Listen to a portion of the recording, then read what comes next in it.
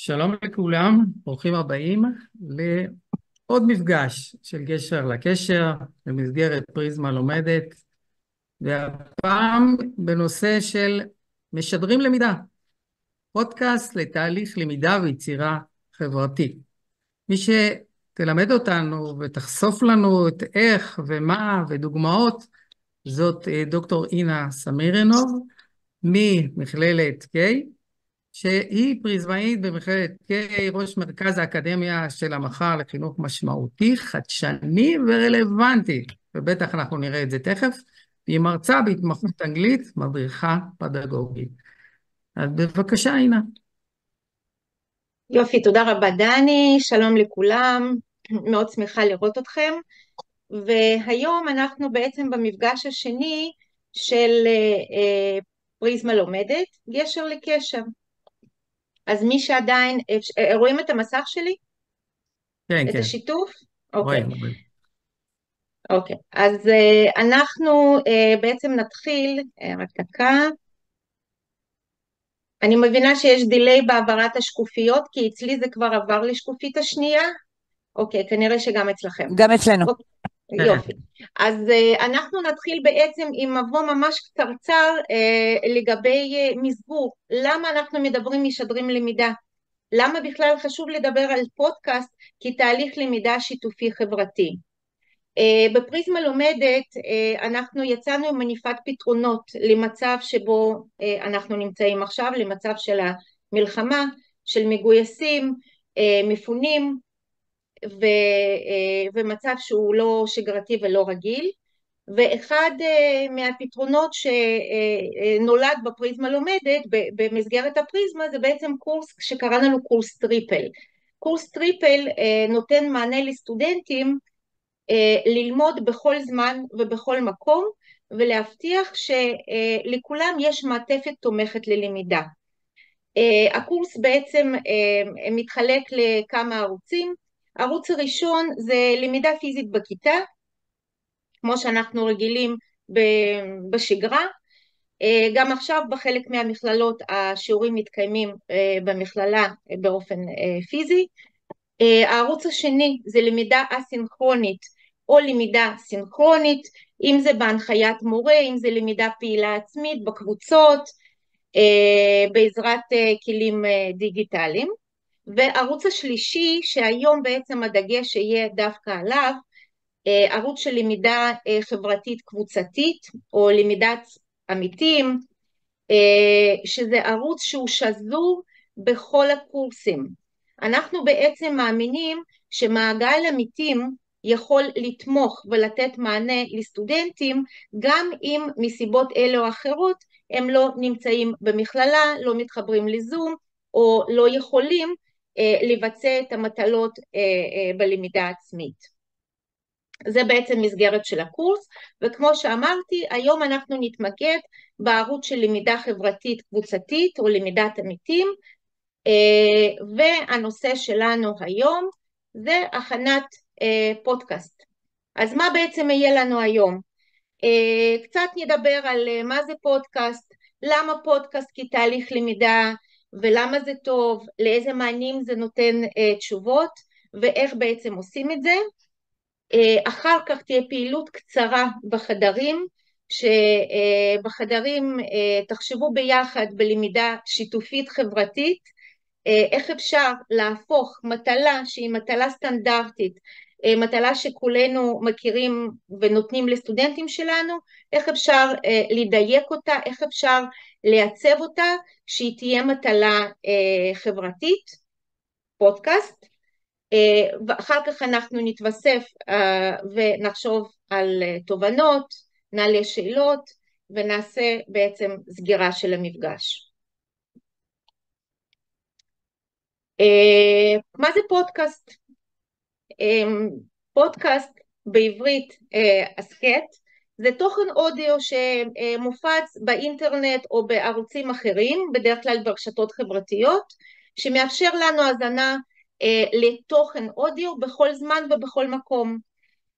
אני רציתי לעשות איזשהו סקר קצר, מי מקשיב לפודקאסטים, אבל אחר כך חשבתי שזה חסר משמעות, כי מי לא מקשיב היום לפודקאסטים?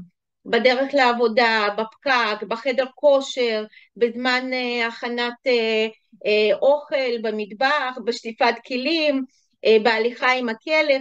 בעצם הפודקאסטים מלווים אותנו בכל מקום. אז למה דווקא פודקאסט? הרי יש עוד הרבה ערוצים אחרים שהם מעבירים תוכן, שאנחנו משתמשים בהם להעברת תוכן. יש את הטקסט הכתוב, יש את הרדיו, שזה גם למעשה תוכן אודיו, יש את הוידאו, יש את היוטיובים. אז למה בכל זאת דווקא פודקאסט? לפודקאסט יש המון יתרונות על פני ערוצים אחרים. אז קודם כל, אין השפעה למראה חיצוני. לקראת המפגש התגנדרתי, שמתי אודם, רציתי להראות יפה, כי יש פה את האלמנט הוויזואלי. בפודקאסט אין את זה. אין השפעה למראה חיצוני, זה פחות מאיים, זה מוריד לחץ מהאורח ומההוסט של הפודקאסט. לחלק מהאנשים הרבה יותר קל להביע את עצמם בדיבור מאשר בכתיבה. לכן לפודקאסט יש גם ערך מוסף של הנגשה. הופך תוכן אקדמי לנגיש, שניתן להזין בו בכל זמן ובכל מקום. כמו שציינתי, בהליכה, בנסיעה ברכב, לא צריך להיות מחובר למסך, זה תמיד איתנו. פודקאסט הוא למעשה יצירה מאוד מאוד אינטימית בין מגיש לבין המאזין, משתמשים בקול, המגיש משתמש בקול, באינטונציה, במוזיקה, על מנת להעביר את המסר, ונוצרת אווירה מאוד אינטימית. זה קל לתחזק, לא צריך לפתוח שום ערוץ, זה תמיד נגיש, קל לתחזוקה. יש מבחר עצום גם בסוגים של הפודקאסטים שאני עוד מעט אדבר עליהם, וגם ביציע שפודקאסטים מציעים לנו, פודקאסטים בכל נושא כמעט. קל לצריכה, לחיצת כפתור, אוזנייה או בלי אוזנייה, מאוד מאוד פשוט ונגיש. בהכנת הפודקאסט שאנחנו נראה עוד מעט בהמשך, על מנת להכין פודקאסט צריך לעשות תחקיר, צריך ללמוד את הנושא, זה דורש שליטה בתוכן של הפודקאסט, ולמעשה המגיש הופך להיות למומחה בתחום, וזה מה שאנחנו בעצם רוצים מהסטודנטים שלנו. פודקאסטים טובים ופודקאסטים אקדמיים שתכף נדבר עליהם, ידרשו כתיבת תסריט, שזה לא יהיה ספונטני, אלא מתוכנן, שתהיה הפרדה בין עיקר לבין טפל, לפי הנחיות. קל נורא לתקן, בגלל שכלי מאוד מאוד נגיש וזמין, אז אם משהו לא נשמע למכין הפודקאסט, ליוצר הפודקאסט, למגיש הפודקאסט, אז תמיד אפשר למחוק את הקטע ולהקליט אותו מחדש. פודקאסטים או הכנת פודקאסט זה בעצם פעולה חברתית, co-creation. הרבה פודקאסטים הם יותר ממגיש אחד, מבן אדם אחד, אז תמיד עשייה שיתופית. צריך להיות יצירתי על מנת ליצור פודקאסט שהוא ימשוך את תשומת לב, שיהיה בו איזשהו ליווי מוזיקלי מסוים, מעברים מפרק לפרק, צריך להיות יצירתי. תוצר מודולרי, תוצר תהליכי. אנחנו רוצים שסטודנטים יעברו איזשהו תהליך למידה, שיהיו בו שלבים, ופודקאסט יכול לתת לנו מענה לדרישה הזאת, ולמרות שזה מופיע כיתרון האחרון, יש עוד רבים, אבל הוא אחד המרכזיים, שימוש בטכנולוגיה. על מנת להכין פודקאסט צריך להשתמש בטכנולוגיה. אמנם הטכנולוגיה מאוד זמינה ופשוטה, ציוד מינימלי, אבל עדיין זה טכנולוגי. אז איזה סוגי פודקאסטים אנחנו מכירים? קודם כל, הרצאה, פודקאסט של מגיש אחד, מומחה בתחום שמציג נושא מסוים, מחקר או כל דבר אחר. רעיון או דו-שיח, שני אנשים מגישים את הפודקאסט, אחד מראיין את השני. יש פודקאסטים עם רבי משתתפים, כאשר יש מארח אחד, ויש סוג של פאנל מומחים בנושא מסוים, והמארח פונה כל פעם למומחה אחר, על מנת לקבל את התוכן. ויש פודקאסט מסוג של סטורי טלינג, פשוט מספרי סיפורים. כנראה שיש עוד, אבל אנחנו נתמקד בשלב הזה רק ב4 סוגים האלה. ופודקאסט בנוסף לתענוג וכיף ולמידה והתפתחות אישית, הוא בהחלט כלי מאוד מאוד יעיל, מאוד שימושי להוראה ולתהליכי למידה. קודם כל, אנחנו יכולים לתת לסטודנטים להאזין לפודקאסטים מוכנים בתחומי דעת שונים. יש המון בכל מיני תחומים. אז אני מלמדת בהתמחות אנגלית, אני מלמדת גם קורסים בחינוך, תמיד יש לי מבחר של פודקאסטים בנושאים שהם נושאים בסילבוס. בנוסף, מרצה יכול ליצור פודקאסט עבור הסטודנטים כחומר לימוד. במקום לתת לקרוא מאמר, מרצה יכול להכין פודקאסט, אפילו אם זה הרצאה. וזה בעצם המיקוד שלנו היום, יצירת פודקאסטים על ידי סטודנטים כתוצרי למידה בקורסים שונים, שזה הדגש שלנו להיום. איך עושים את זה ולמה זה טוב? למה זה בעצם משרת את המטרה שלנו, למידה חברתית שיתופית.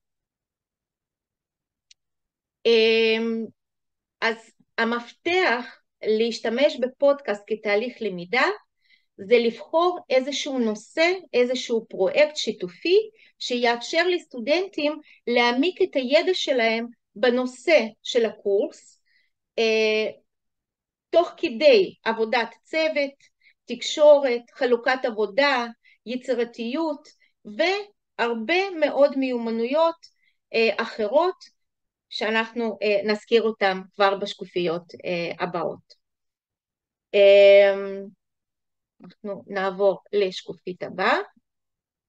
אני רוצה לשתף אתכם בתהליך שאני עברתי עם הסטודנטים בשנת הלימודים שעברה, ואני גם תכננתי בכל הקורסים שלי שאני מלמדת השנה תוצר, אם זה תוצר ביניים או אם זה תוצר סופי, בתהליך יצירת הפודקאסט.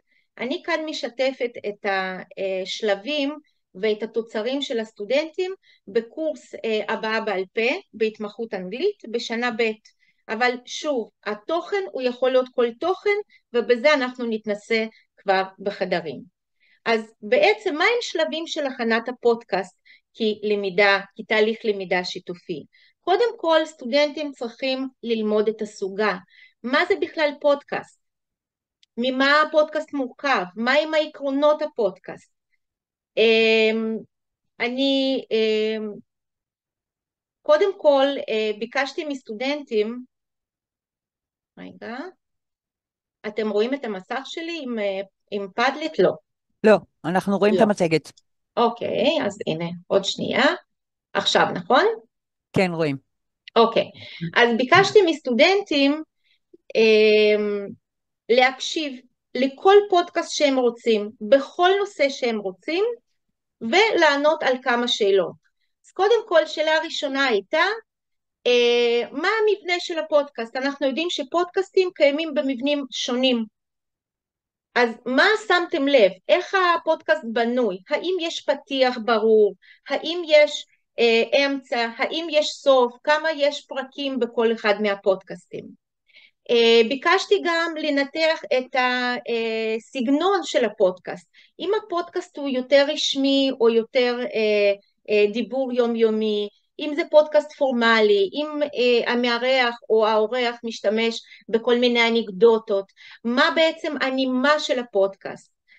שאלה נוספת, מה האסטרטגיות או מה בעצם המארח עשה על מנת, או המגיש, על מנת לשמור את השומעים שלו, את האנשים שמקשיבים לפודקאסט במתח.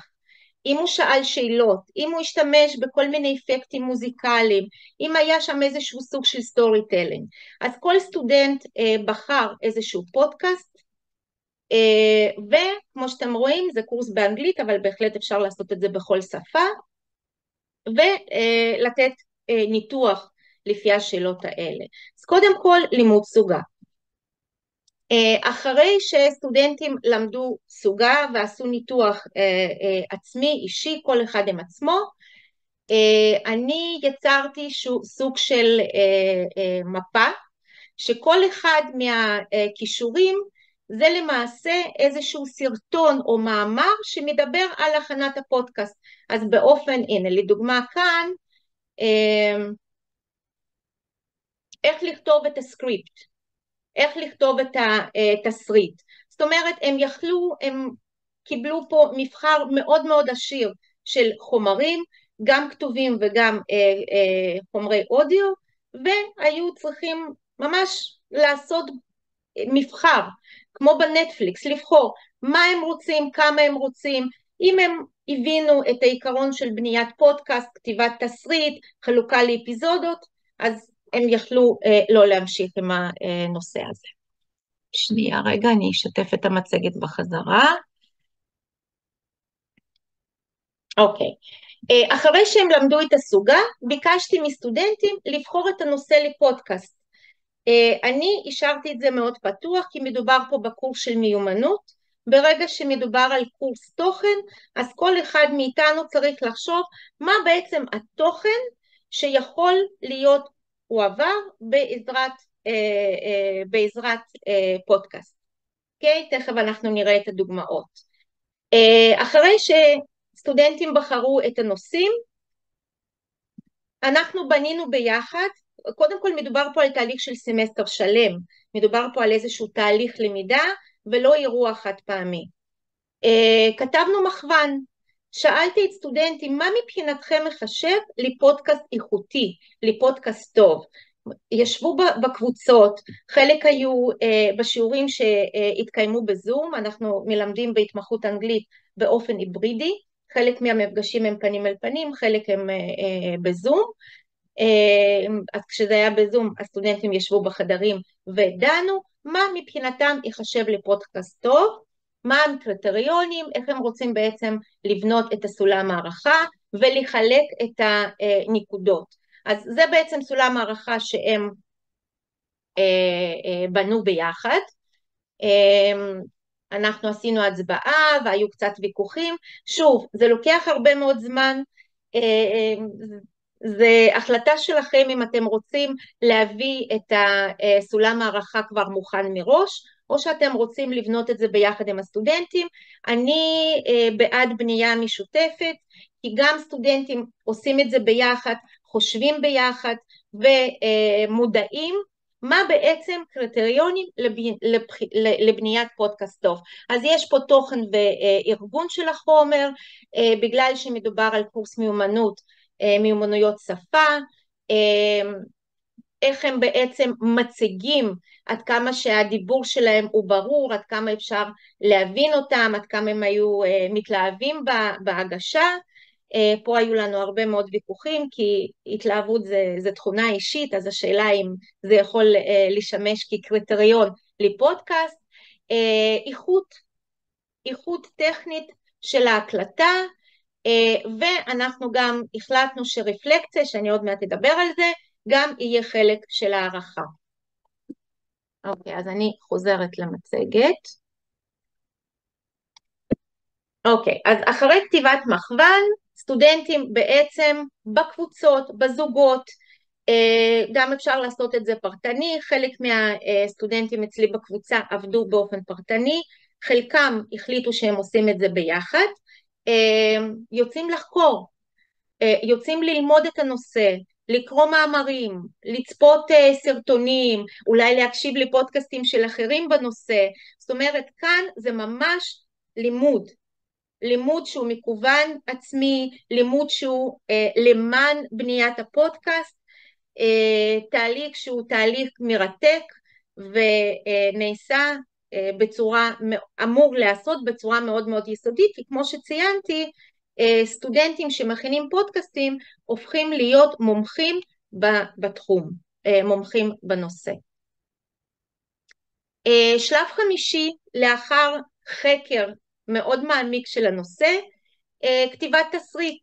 עכשיו כאן אנחנו נדון בזה בהמשך, אבל בכתיבת תסריט, מי כותב את התסריט?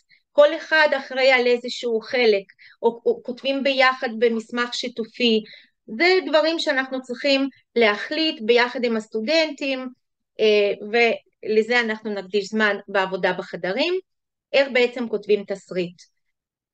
אחר כך יש את השלב של ההקלטה, וכמו שדיברנו, פודקאסט זה משמש בכלים מאוד נגישים, לא נשמע הקלטה ראשונית, אפשר בהחלט להקליט פעם שנייה, שלישית ורביעית, מומלץ לעשות את זה בפרקים, כי אז אפשר להקליט כל פרק שהוא יותר קצר, אם משהו ישתבש בו. השלב שהוא שלב יצירתי, וסטודנטים שלי מאוד מאוד התחברו לסעיף מספר 7, זה לבחור את המוזיקה שהיא תהיה תואמת לנושא, לאופן ההגשה, והוספתי משימה שהיו צריכים בעצם ליצור כריכה לפודקאסט, תמונה לפודקאסט בעזרת בינה מלאכותית, וזה היה מלווה בכתיבת איזשהו קטע כתיבה יחסית קצר, שמסביר איזה פרומפטים הם ביקשו מכלי בינה מלאכותי, כמה פעמים הם ביקשו, אם הם היו מרוצים, אם הם לא היו מרוצים. זאת אומרת, זה לא רק יצירה של קובץ אודיו או פודקאסט, אלא גם אפשר לשלב קטעי כתיבה. אנחנו בכל זאת רוצים שסטודנטים גם יכתבו. ושלב הבא, ערכת עמיתים.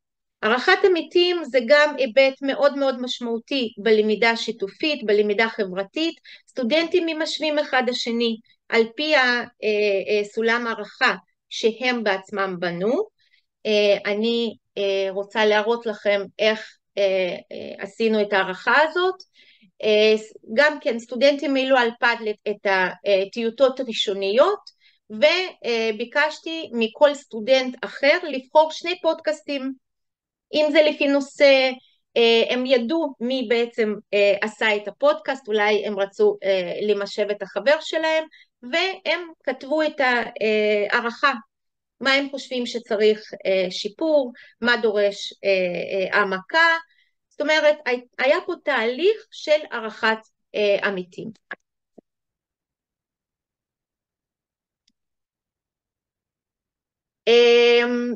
לא רציתי לוותר, כמו שכבר אמרתי, על כתיבה, ואני בטוחה שבקורסים שהם קורסי תוכן, גם היבט של הכתיבה, עבודה כתובה הוא מאוד חשוב. אז כל סטודנט או כל זוג, אם זה נעשה בזוג או כל קבוצה, הכין תעודת זהות לפודקאסט. תעודת זהות לפודקאסט מאוד בסיסי, שם הפודקאסט, אם היו פרקים אז כמה פרקים, מה האורך ומבנה, וכמובן כתיבה של התסריט. התסריט הם היו אמורים להציג בתעודת זהות של הפודקאסט. קישור לפודקאסט, ואני גם ביקשתי את ה-QR לפעילות של הצגת הפודקאסטים בסוף סמסטר. ופעילות הצגה בסוף סמסטר נעשה בחדר אימרסיבי. אנחנו במכללת קיי פתחנו חדר אימרסיבי, הייתה הופעת וואו, סטודנטים כל כך נהנו, הם סרקו את ה-QR קודים, שמעו את הפודקאסטים של החברים שלהם, הגיבו להם, דנו בנושאים האלה, והכל נעשה, כמו שאתם רואים, בעבודה שיתופית. אז איך בעצם טכנית, מה עושים, איך מקליטים? קודם כל אפשר להקליט אפילו בעזרת פלאפון, הקלטה בקובץ אודיו רגיל, להעביר את זה למרצים, להעלות את זה למודל, להעלות את זה לאיזשהו כלי שיתופי, שיהיה גישה לסטודנטים אחרים, אם אתם מחליטים לעשות את זה, לשלב גם ערכת עמיתים. אפשר להקליט פודקאסט ישירות לפדלט, מאוד פשוט, פותחים פאדלט, כל סטודנט או כל קבוצה לוחצת על הקלטת קובץ אודיו ומקליטים ישירות לפאדלט, ואז בעצם כל הפודקאסטים נמצאים על אותו לוח שיתופי, או אפשר ליותר מתקדמים, להשתמש באפליקציה פודקאסטרס, שזו אפליקציה מאוד מאוד אינטואיטיבית, מאוד פשוטה, מאוד ידידותית לשימוש. אני תכף אראה איך עושים. קודם כל אפשר להשתמש גם במחשב וגם בפלאפונים, להוריד את האפליקציה שנקראת פודקאסטרס, לשעבר האפליקציה נקראה אנקור, אבל זה בעצם אותו הדבר, אותו עיקרון, לחיצה על כפתור רקורד, אחרי שהקלטתם את הקטע או סטודנטים הקליטו את הקטע, הם בוחרים את המוזיקת רקע, שומרים קומץ בשם, שומרים בתיקייה, ואפשר להעלות את זה ישירות לספוטיפיי, לא חייב. אפשר גם לקחת את הקישור ולהעלות אותו לאיזושהי פלטפורמה פנימית, או במודל, או אני העליתי את זה על פאדלט.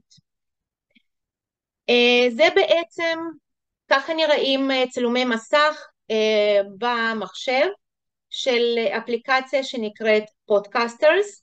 אז כמו שאפשר לראות, אפשר להתחבר על ידי מייל או על ידי חשבון גוגל, לחיצה על ריקורד, על הקלטה, מאוד פשוט, עוצרים בתמונה השלישית, אפשר לעצור את ההקלטה, לבחור מוזיקה,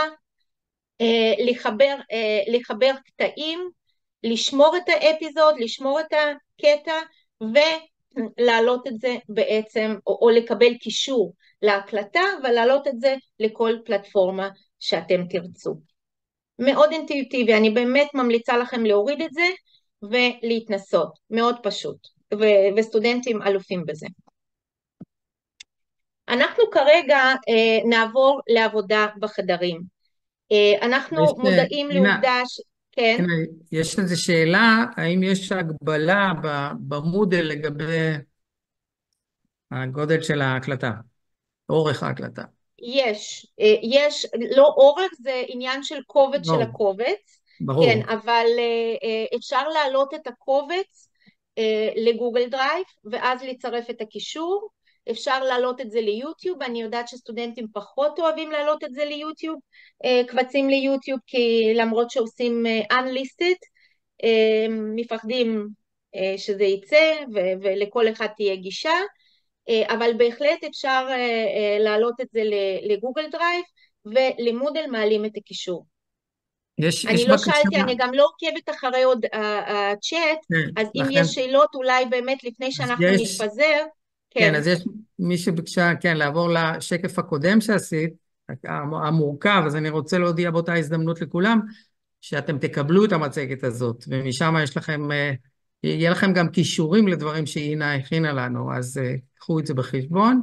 גם בסוף תקבלו מתנה, תקבלו איזשהו קובץ עם קישורים רלוונטיים, וסיכום של המפגש היום. עטוף. אני ברשותכם ככה אעיף מבט על הצ'אט, אם יש משהו שכדאי להתייחס לפני. כן, יש מגבלה, שוב, זה לא זמן, זה יותר משקל. אותו דבר. אוקיי, זהו, יופי. אז אנחנו נמשיך. אנחנו יודעים שבחדרים יש כאלה שמחליטים לצאת, וזה בסדר.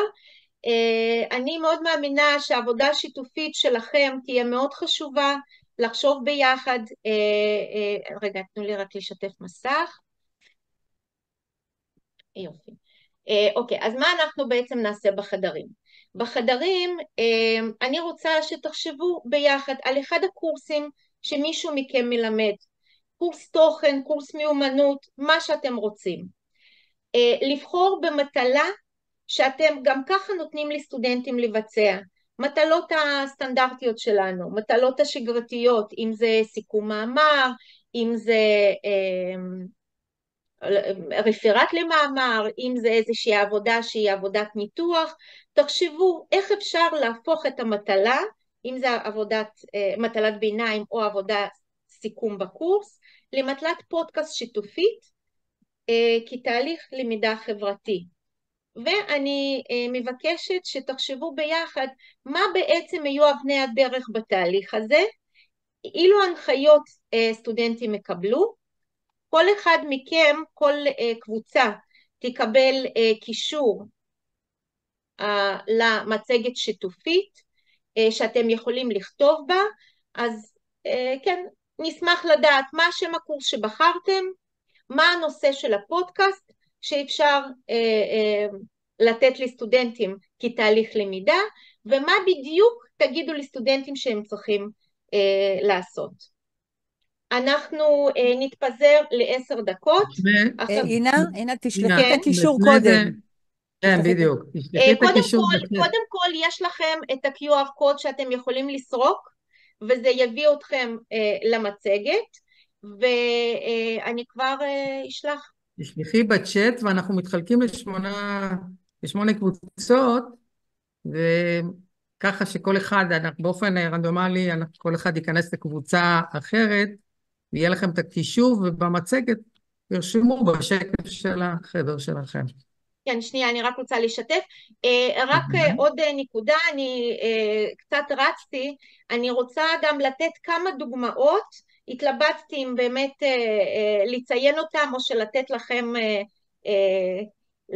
לחשוב לבד, אבל אפשר גם לעשות משהו מאוד מאוד בסיסי, הקלטה של בנייה של מילון מושגים, אם זה בקורסים שהם יותר מתמטיים, שהם יותר מדעיים, או אפשר לראיין איזשהו מומחה.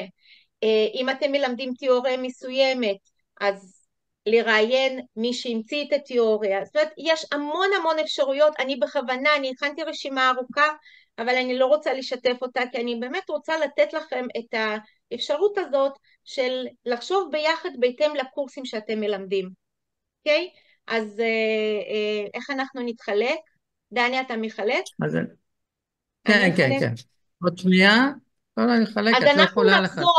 אנחנו נחזור בעוד 10 דקות, 12 דקות למליאה, נעלה שאלות, תשתפו את התוצרים שאתם חשבתם עליהם,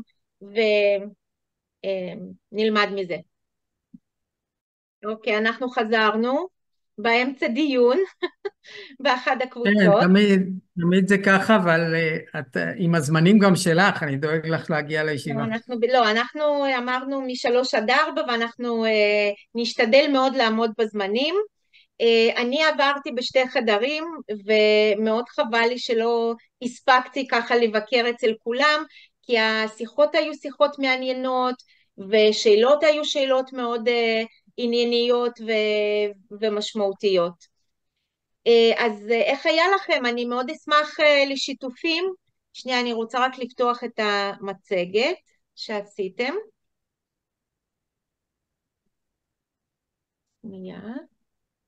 לא, אנחנו לא עשינו. אוקיי, אז זה בסדר, אפשר לשתף בעל פה. רגע, אני משתפת מסך, אתם רואים את המסך שלי? לא.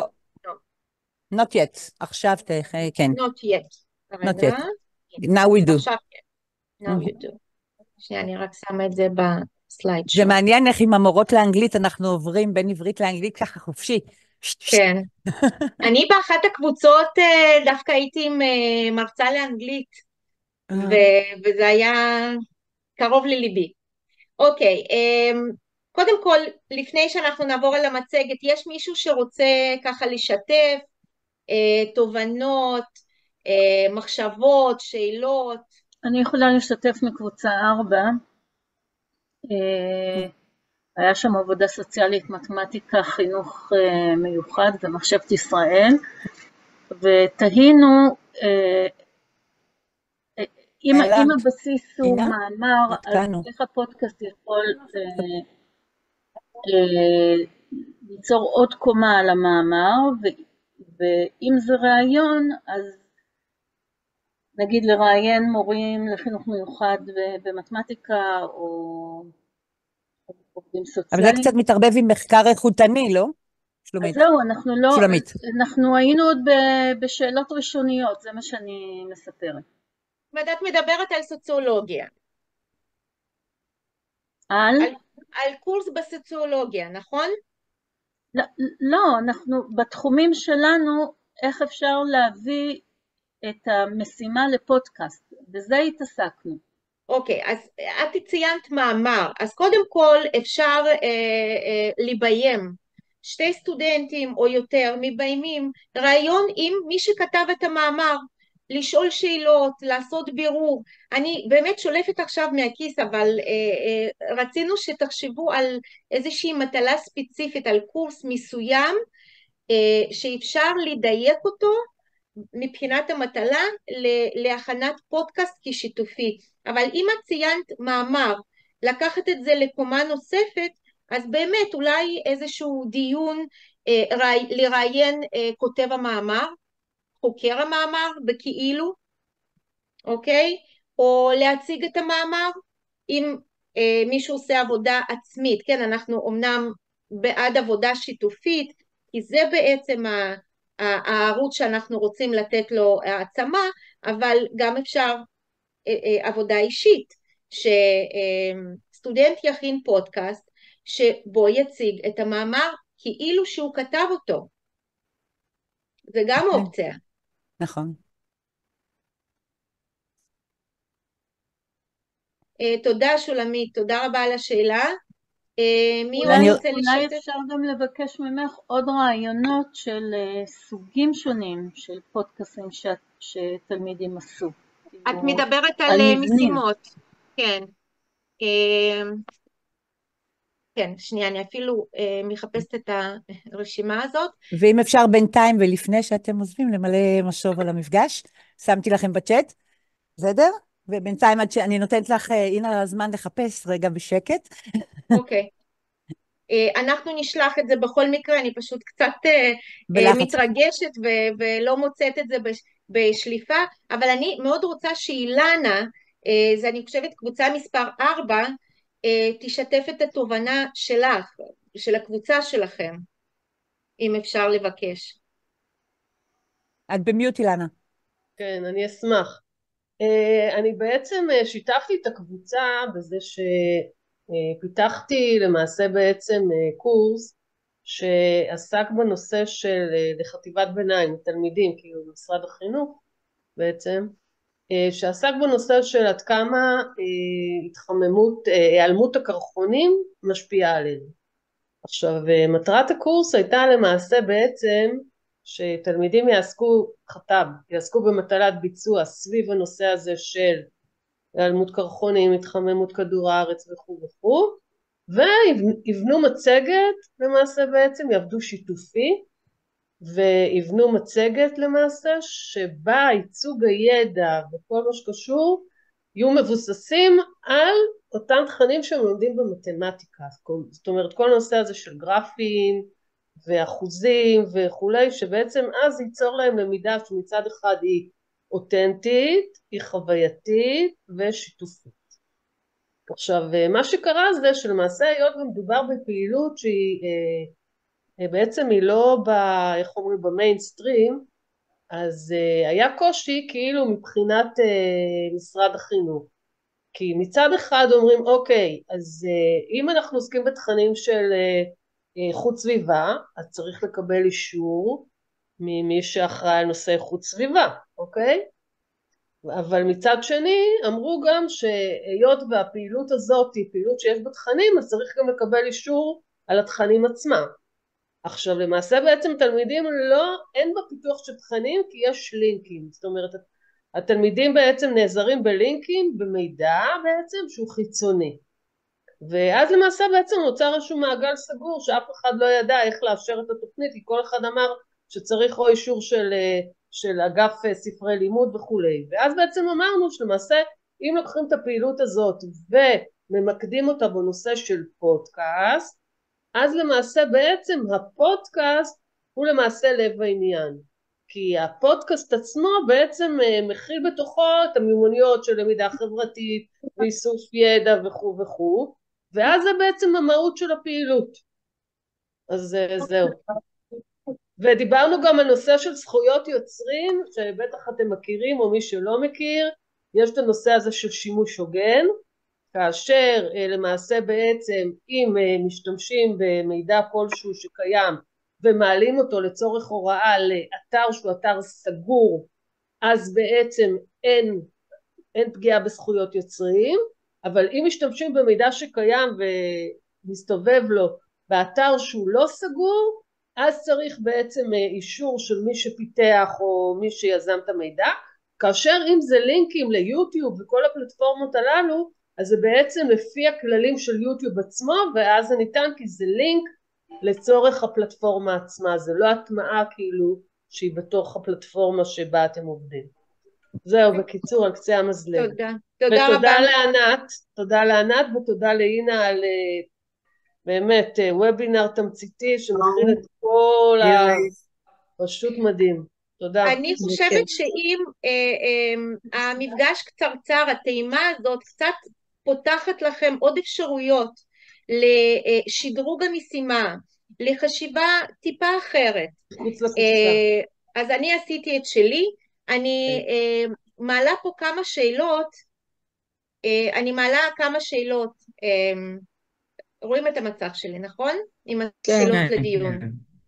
אנחנו לא נדון כי אנחנו הבטחנו שנעמוד בזמנים ועכשיו בדיוק 4, אבל אם יש תחומים ספציפיים שפודקאסט מתאים יותר, שתוצר פודקאסט מתאים יותר מאשר בתחומים אחרים, זה נושא לחשוב עליו. אילו כלים טכנולוגיים יכולים לסייע בהפקת הפודקאסט? אני טוענת שהכלים הם כלים הכי בסיסיים וזה לא משהו שצריך להעסיק אותנו אם המטרה היא באמת למידה שיתופית. איך נעריך פודקאסט כתוצר למידה שיתופי?